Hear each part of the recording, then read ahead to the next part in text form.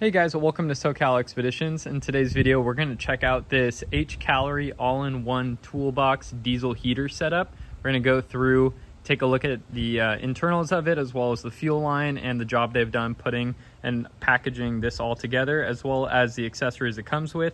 We're going to fill it up with diesel, and I'm going to show you how to start it for the first time and some things you should consider.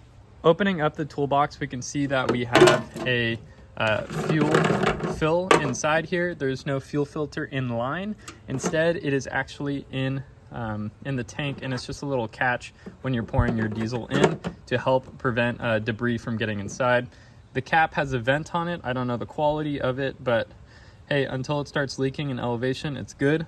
Right off the gate, the fuel pump's mounted at the proper angle as well. It's on this rubber isolator bushing, and the ticking shouldn't be too bad, even though it's attached to a metal case. Worst comes to worst, you can hang this off a zip tie, but it's at the proper angle, and there is that rubber isolator, which is nice. Also note, like many other units, you will have a key fob to be able to turn it on or off. This is very nice because if your unit's outside and it's plugged into power, you can just hit the on button and you can turn the unit completely on, and you don't have to be next to it.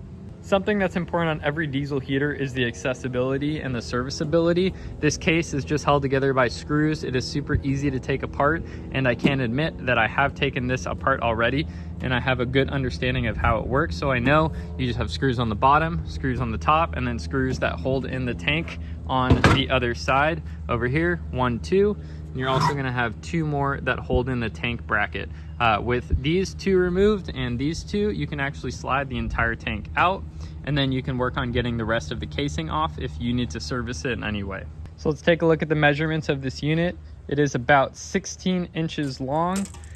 It is right about 11 inches tall, closer to 12 if you're accounting for the handle.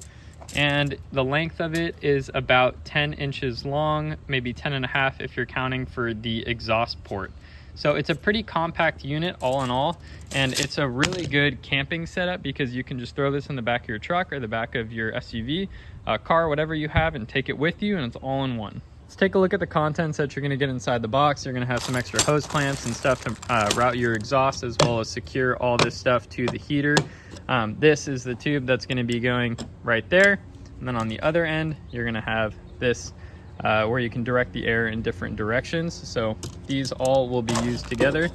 You have your standard exhaust pipe, short run. I recommend keeping a short run to keep the soot buildup low. If you make the run of the exhaust longer, you will have problems with soot buildup. We're gonna have our DC power. This end plugs right into the unit, and then you have leads. You can chop these off and wire them up to a cigarette lighter, Anderson connector. There's a ton of different options that you can use for using the DC side. And then inside this box, we'll have our AC. So if you have a power station and you can't use your cigarette lighter because you don't have enough amps on that port, you can go ahead and use AC. Went ahead and poured some diesel inside of the tank for the heater, and so you can see on the side right here, I have just a little bit showing, so it's not much, but there is some diesel in here just to get this thing fired up. It's nice being able to see from the side where your level's at, and it is pretty transparent for the tank, and you can get a good idea, an indication of if you're low on fuel. So we're looking inside the tank right now, and that is where you're picking fuel up from. So if you run it all the way down, you're not going to be able to pick up any fuel, and you're going to starve the fuel pump. So make sure you keep a minimum amount of fuel in here just to not starve the pump.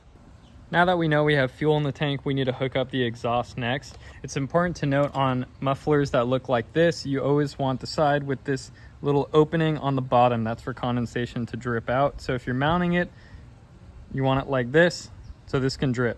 It can be crooked a little bit, but you don't want to mount it like this. You don't want it upright. Drain hole at the bottom. We have diesel in the tank, the exhaust hooked up, just mocked up for now, as well as this piece added on, which we don't need for testing. We can go ahead and plug in the AC power is what I'm going to use to fire this thing up for the first time. See how well of a job it does priming the fuel line without manually priming it, and just making sure that this unit is going to turn on and run. So for the first start, all we're going to do is know that we have our power hooked up. It's going to the unit completely fine, and it is 100% powered. We're going to come here. We're going to hit our power button. You can see the screen turn on. We're going to go ahead and hold the power button just like that, and now it's going to begin its heating sequence. So now the unit is on, it is firing, the exhaust is hot, and it is producing very, very, very hot air, which is awesome. There are no problems starting this thing up for the first time. Now, one thing that I can mention already and I can see is the amount of air trapped in the line. From about right here to as far down as I can see, there's an air pocket. Now, there's two ways to remedy this, and I will tell you, I have already tried this and it didn't work. The first way is replacing all the fuel lines. I did that and I still had air in the system. The second one is disconnecting the line at the very bottom, holding it up and priming the fuel pump manually to get all the air bled out. I did this, reattached it, and an air pocket again reformed in this section right here. Now, I don't know if it's because there's no clamps, there's air getting in somehow, there's maybe a crack somewhere in the fuel pump, but this is the second unit Hcalory has sent me, and it's the second time I've had a massive air pocket.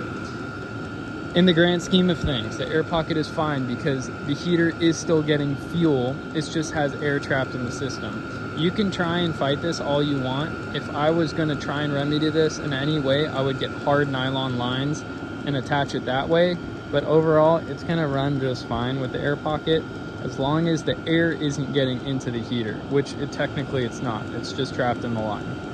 So now that the unit is up and it's firing at level 10, let's take a listen to how loud the fuel pump tick actually is with the case open and case closed.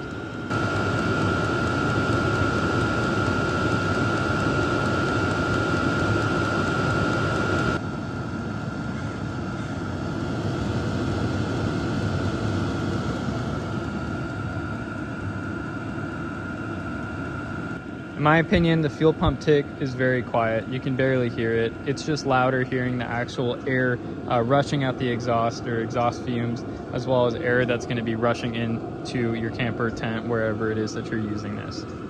Overall, I think these units are gaining a lot of popularity, and it's cool being able to see people that are beginning to buy them and use them that in the past haven't, because they think that they're kind of dangerous. As long as you keep your exhaust outside as well as your air intake, which on this model I've showed you before is right there on the bottom, you can see it coming up. You keep those two outside, which in this case the whole unit is going to be placed outside and the line for the hot air is going to be ran inside, then you're going to be okay with not having problems of carbon monoxide poisoning if this thing backfires.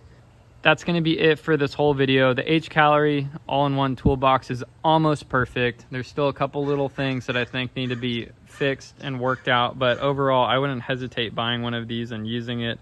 It's cooler than a lot of the other options out there, again, being in one toolbox like this. Thank you guys for watching this video. Subscribe if you enjoyed it, and stay tuned for the next one. Peace out.